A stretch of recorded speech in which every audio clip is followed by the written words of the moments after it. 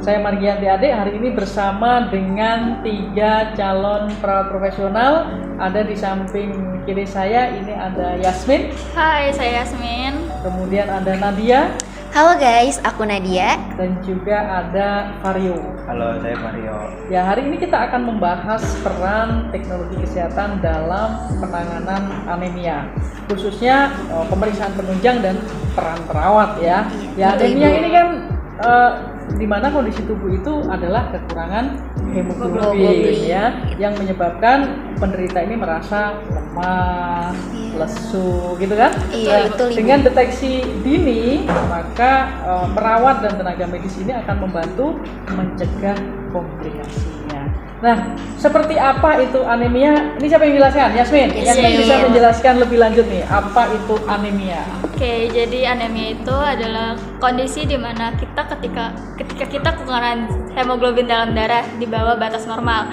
Gejalanya itu ada seperti pucat, lemas, sesak nafas. Penyebabnya itu adalah kekurangan zat besi, vitamin B12, penyakit medis lain seperti penyakit kronis. Ya, bahwa artinya di sini indikatornya adalah nilai hemoglobin yang rendah. Iya, betul. Anemia. Berarti ada pemeriksaan penunjang ya, Neng?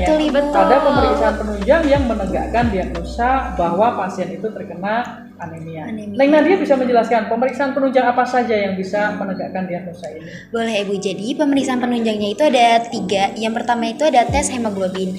Tes hemoglobin ini untuk mengukur kadar hemoglobin dalam darah yang menjadi indikator utama pada anemia. Yang kedua itu ada tes hematologi lengkap, yaitu untuk mengevaluasi sel darah merah, sel darah putih, dan trombosit. Tes ferritin dan bersih serum untuk mengetahui apakah anemia ini karena kekurangan zat besi atau tidak. Berapa sih, Neng, nilai normal HB ya? Kan tadi sudah ada pemeriksaan penunjang adalah pemeriksaan tes hemoglobin. Nah, berapa sih nilai normalnya atau berapa sih orang dikatakan anemia? Kalau untuk nilai normalnya sih, kalau untuk pria biasanya itu 13-17 gram per desiliter. Kalau untuk perempuan itu 12-15 gram per desiliter. Ya, berbeda lagi dengan bayi baru lahir ya. Tentunya kalau bayi baru lahir nilai HB-nya Lebih tinggi ya, betul. lebih tinggi dari orang dewasa. Nah, kan tadi dikatakan bahwa ketika terjadi anemia salah satunya adalah transfusi darah. Betul sekali. Transfusi darah. Nah, ini seperti apa? Neng Yasmin bisa menjelaskan nggak anemia yang mendapatkan transfusi darah ini yang seperti apa? Oh ya, itu anemia yang indikasinya sangat berat Ibu. Jadi kita harus membutuhkan darah. Transfusi darah. Iya, betul. Iya. Berapa yang dikatakan anemia berat ketika harus disarankan untuk transfusi darah? Kayak begitu di bawah 7 Ibu. Ya, jadi kalau nilai HB-nya tadi adalah di bawah 7, misalnya 7 gram per desiliter, berarti disarankan untuk transfusi darah. Tapi pada nilai 8 sampai 10 tidak selalu disarankan transfusi ya. Betul. Ya, pada kondisi aneminya yang ringan misalnya 10 sampai 11 sebenarnya cukup dengan nutrisi yang baik ya. Ya. Kemudian gini, Neng. Peran perawat sendiri nih. Peran perawat nih kan merawat pasien dengan anemia. Iya. Ini siapa yang menerangkan ini? Vario. Iya, Bu. Ya, Vario, peran perawatnya seperti apa dalam penanganan pasien anemia? Perawat memberikan edukasi kepada pasien tentang pola makan kaya zat besi seperti daging merah, sayur hijau, dan kacang-kacangan. Mereka juga menjelaskan pentingnya menghindari konsumsi teh atau kopi saat makan karena dapat menghambat penyerapan zat besi. Ya, artinya ketika kondisi anemia pasti ada beberapa makanan yang akan menghambat zat besi. Perawat punya peran mengedukasi ya. Iya, betul, Jadi Ibu. mengedukasi jangan minum teh gitu. Iya, betul. Tidak boleh mengkonsumsi teh ataupun kopi karena itu akan menghambat zat besi ya. Zat besi sendiri itu dari mana, Vario, zat besi itu? Dari makanan apa saja itu? Ya, zat besi itu kan ada yang bersumber dari hewani, ada yang bersumber dari nabati ya. Yang dari hewani kira-kira apa saja itu, Vario? Gading merah, Ya, daging merah, ya, kemudian unggas ikan, ya ada unggas, ada ikan, ada nabati. ya. Kalau nabati berarti kan dari misalnya dari kacang-kacangan ya. Kacang-kacangan bisa tahu, tempe gitu ya. atau beberapa makanan yang penyerapan vitamin C-nya bagus ya. Betul. Buah dan sayur Buah dan yang sayur. warna mencolok ya. Iya, betul Ada sekali, Bu. pepaya, Jeruk. jeruk, apa lagi? Lagi. Kalau sayur ya paprika, tomat. Ya, oke. Ya kemudian ada lagi nggak peran perawat yang lain atau cukup peran perawat hanya sebagai edukasi aja? Edukasi aja ya.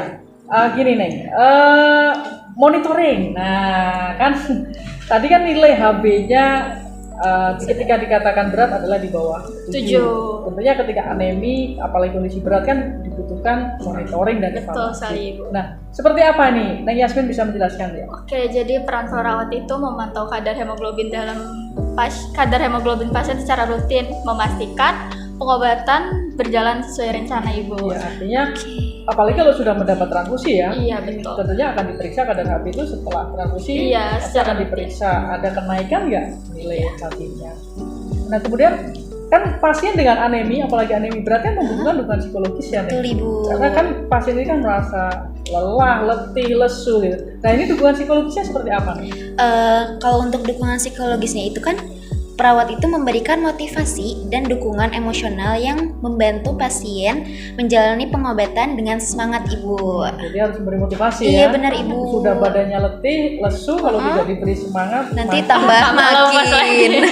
Nah, artinya kan ada kolaborasi ya, perawat, Betul, Ibu. dokter, itu harus ada kolaborasi dalam penanganan pasien-pasien anemi. Nah, sekarang nih ada inovasi teknologi, ya kan?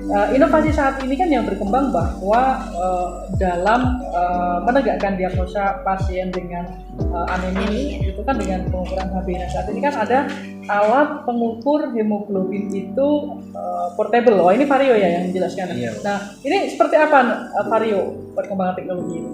Teknologi ini sangat membantu pasien, terutama di komunitas yang sulit dijangkau oleh fasilitas kesehatan. Ya, artinya ketika itu alatnya portable seperti glukometer ya, tapi itu untuk HB ya, jadi HB.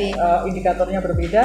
Pasien yang mengalami anemi kan bisa memonitoring setiap hari ya dengan Iya, alat betul. portable itu tanpa harus pergi ke klinik atau rumah sakit. Rumah sakit. Ya, kemudian kan pasti ada tantangan ya, betul nggak? Betul, Kemajuan Ibu. teknologi pasti ada tantangan. Nah, tantangannya seperti apa Neng Nadia? Buat tantangannya itu, nggak semua pasien itu ngerti cara memanfaatkan teknologi.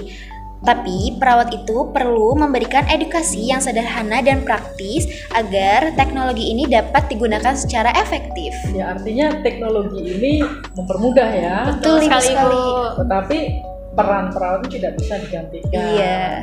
Ya, selesai sudah kita membahas tentang teknologi peran perawat dalam menegakkan diagnosa anemi.